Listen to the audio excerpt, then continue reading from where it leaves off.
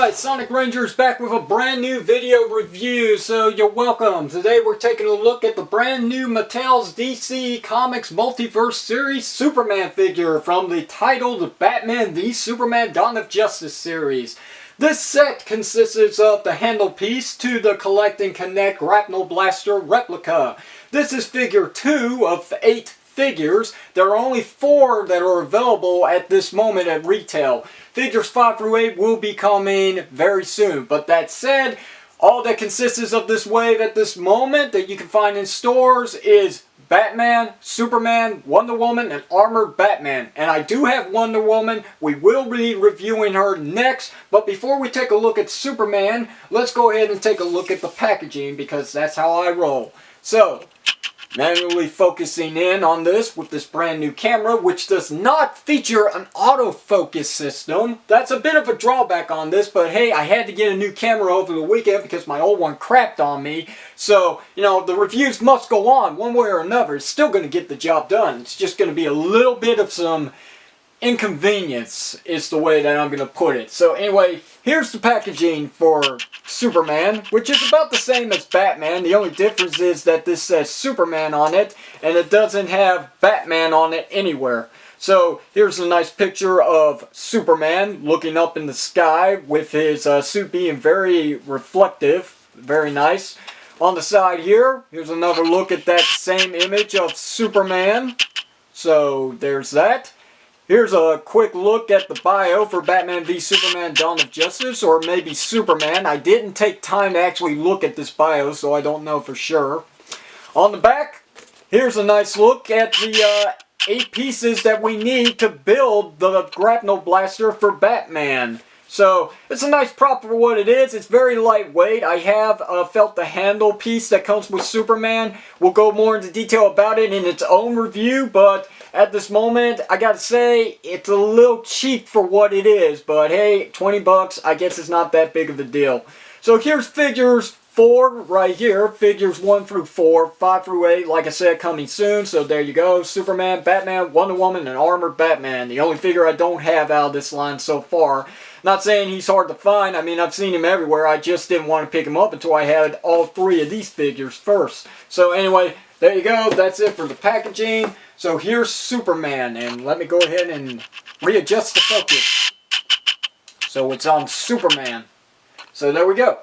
So, Superman, what do I got to say about this figure that hasn't already been said by a lot of reviewers out there? This is going to be a very short review. That said, it is none other than the Man of Steel Superman figure, just upscaled a little bit. This figure is 6 inches, but this figure is like 6.5 inches. He's just a little taller, so he can fit in with Batman, because if you were to compare these 3 right here, this wouldn't work for Superman. Now, if you really, scale aside, if you weren't into the scale of these figures, you didn't care about it, and you really didn't like the suit that Superman's wearing in this movie, then you're okay to go with this figure if you still got him. So you have no reason to get rid of him. But me, on the other hand, I'm a completeness, so what am I supposed to do, right? Anyway, that said, brand new head sculpt. Get Batman out of the picture and focus this back in.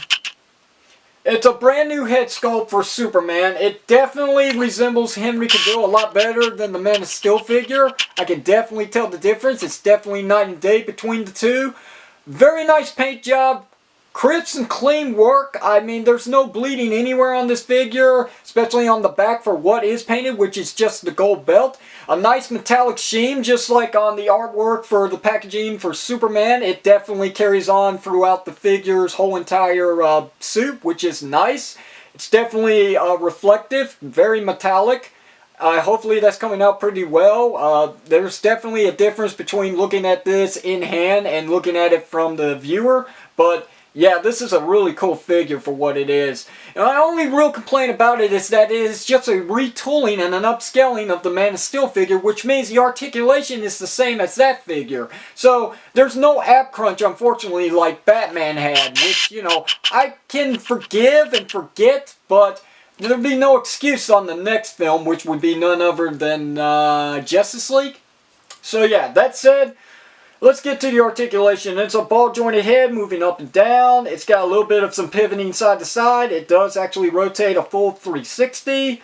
Ball jointed shoulders, they go out, they go up, and they do rotate around with no hindrance to the cape, which is nice. There's a bicep swivel, single jointed elbow, 90 degrees, definitely 90 degrees. Wrist rotation, and then there's waist rotation. The legs can only go up about that much because it is the same figure. They didn't change any difference here, except for, you know, the designs, the panel designs on the suit. That's the only difference really. So it doesn't go up much. It goes back about that much. The legs do actually split out pretty far. Pretty good. It's in competition with some of those Spider-Man figures from Marvel Legends, but hey, they cut corners because what they got here is a different kind of articulation style that the Marvel Legends figures do not consist of, so they're kind of cheating in a way if you were to compare the two, but whatever. This is the traditional, I don't know what you call it, T-joint that they would be using for the DC Universe figures. So anyway, that said, we've got a lot of articulation going from there, but now, at this point here, we got just an upper knee rotation. We've got single jointed knee joint, 90 degrees. And then, last but not least, we got some foot rotation, or I mean, foot pivoting up and down. That's all it does, just swivels up and down. There's no rotation, and there's definitely no ankle pivot. So that's a bit of a drawback on this figure. But outside of that, the articulation's okay. The paint job is pretty crisp and clean. I like it. I like the way this suit looks. I like the metallic sheen, the paint job that was used for this figure. Everything about this figure is definitely a major improvement compared to the Man of Steel figure. So I'm not complaining at all. This is totally a well-recommended figure in my book.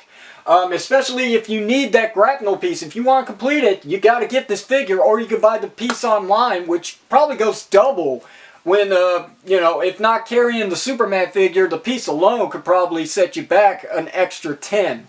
So, there you go, guys. That's all I got to say about this figure. On to Wonder Woman. So, if you have any questions or comments you want to do, leave it down below in the comments section of this video. If you like this video review, hit the thumbs up. If you didn't like it, hit the thumbs down. Also, let me know what you think of my brand new camera. Is the focusing doing the job that it is actually supposed to be worth for the money that I paid on this? Or do I need to go back to the drawing board on finding a better camera? I don't know. Maybe one that can do autofocusing like my old Canon PowerShot. But there you go, guys. If you haven't already, please subscribe to this channel for more video reviews from yours truly, just like the one you are viewing today. And this is the one and only Sonic Ranger signing out. Thanks for watching, and I will see you whenever you see me.